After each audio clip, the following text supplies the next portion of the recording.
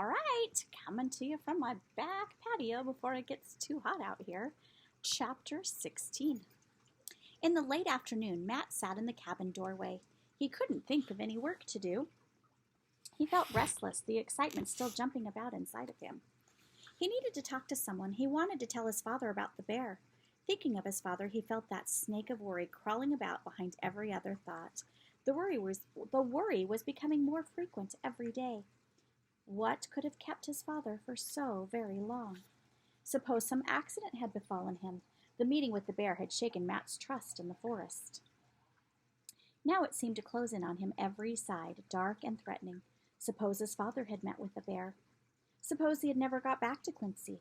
How would his mother know where to find this place, or even where to send anyone to look for him? Matt hugged his arms around his chest, but the cold was inside. It would not go away.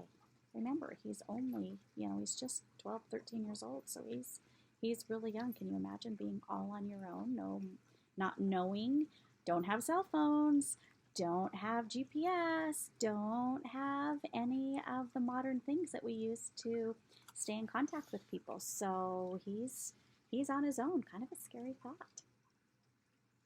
Something moved at the edge of the woods. Matt leaped to his feet. A stranger came walking into the clearing. With an ugly chill against his backbone, Matt stared at the hideously painted face. Then he recognized Etienne, a very different Etienne from the boy who had walked with him in the forest that morning. The Indian boy had washed his body, and it shone with fresh grease. He had combed his tangled black locks. Down his cheeks on either side and on his forehead ran broad streaks of blue and white paint. On a cord around his neck dangled a row of new bear claws. In case Etienne had noticed it, his first alarm, Matt greeted him boldly. "What's the war paint for?" he demanded. "Not war paint," Etienne answered. "Squaws make feast with bear. My grandfathers say you come." Matt hesitated, unable to believe his ears. It took him a moment to realize that this was actually an invitation. "Thanks," he stammered. "I'd sure like some of that bear meat.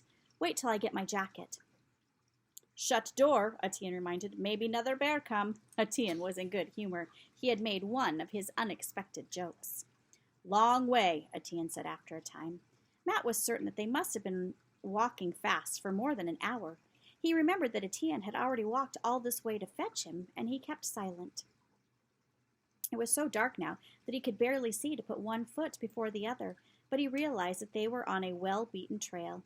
Just as the last light was glinting above the treetops, they reached a riverbank.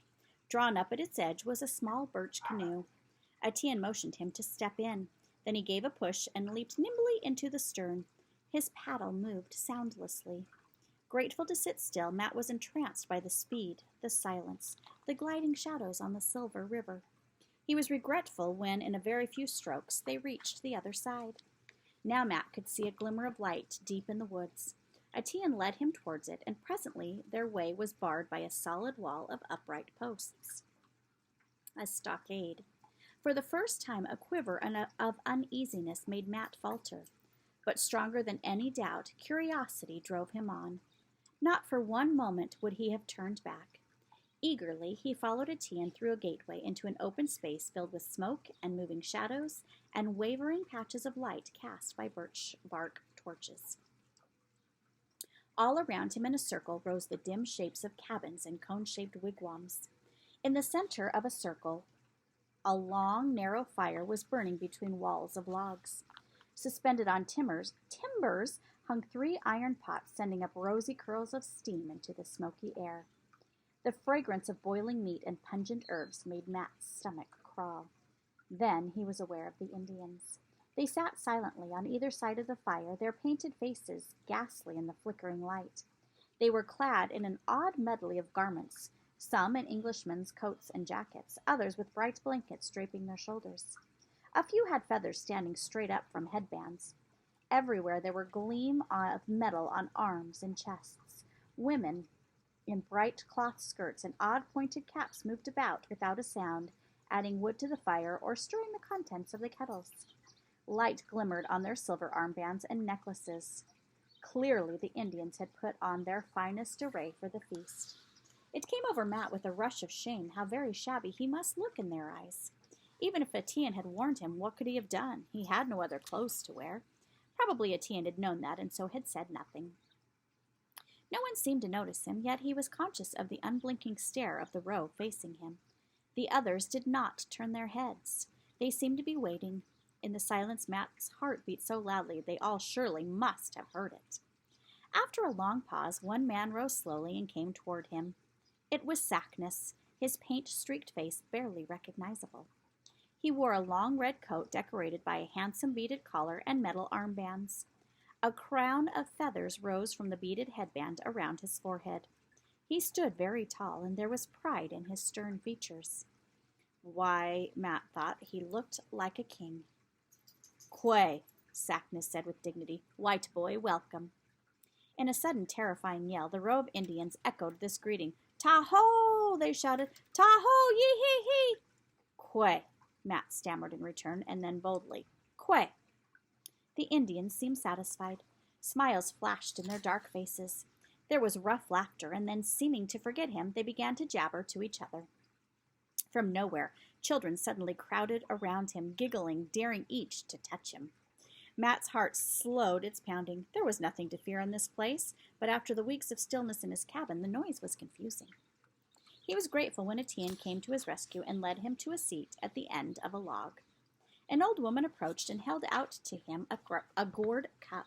It contained a Swedish drink, acid and flavored with maple sugar, good on his dry tongue.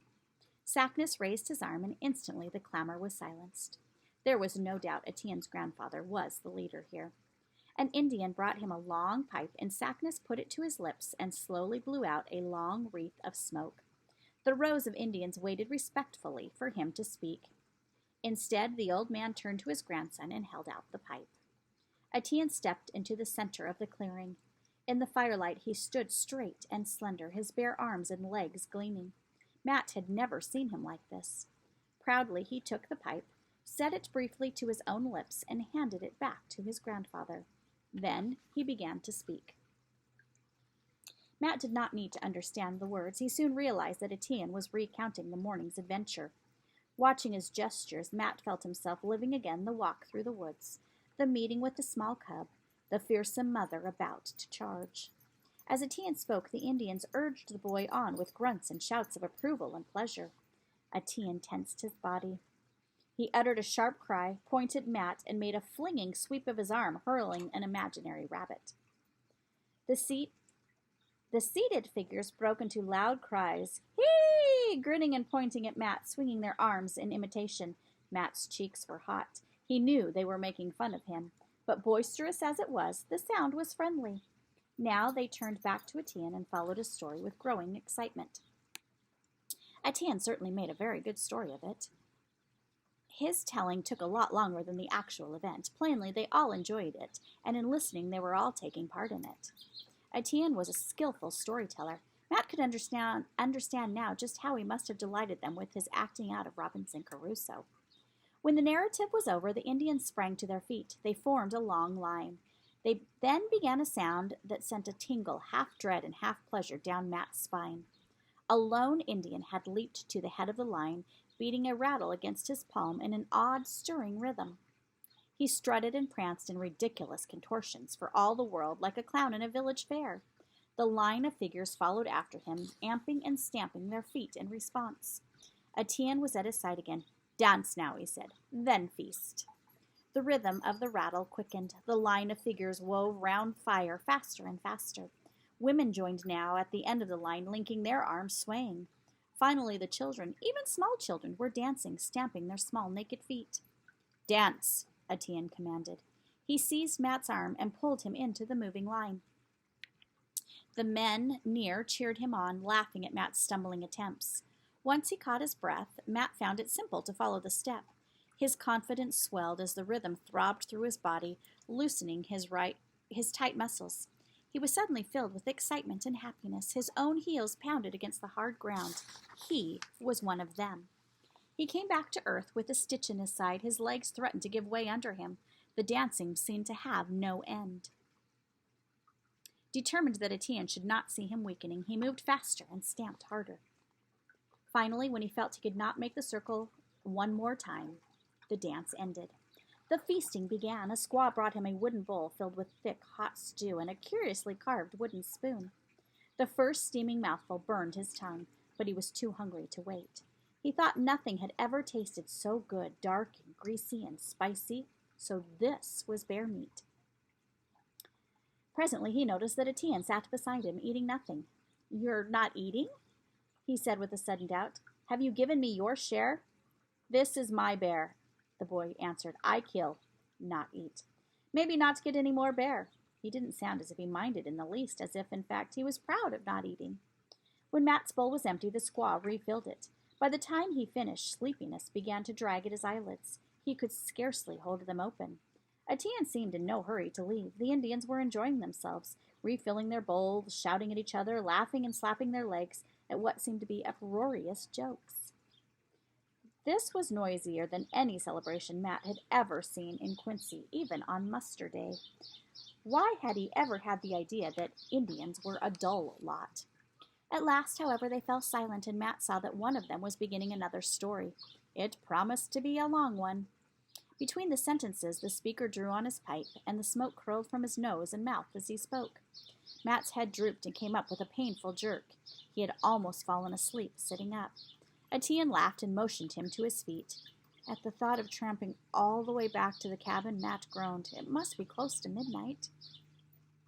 Then he saw that Etienne did not mean to go back.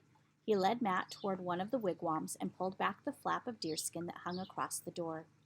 Inside, a small fire burned, and by its faint light, Matt saw a low platform covered with matting and fur. Etienne made a silent motion, and Matt, too sleepy to question, gratefully let his tired body sink down on the soft skins. Etienne stirred up the fire and left him alone. Once, long after, Matt roused to hear the rattle and the pounding of feet. The Indians were dancing again, and he was thankful to stay right where he was.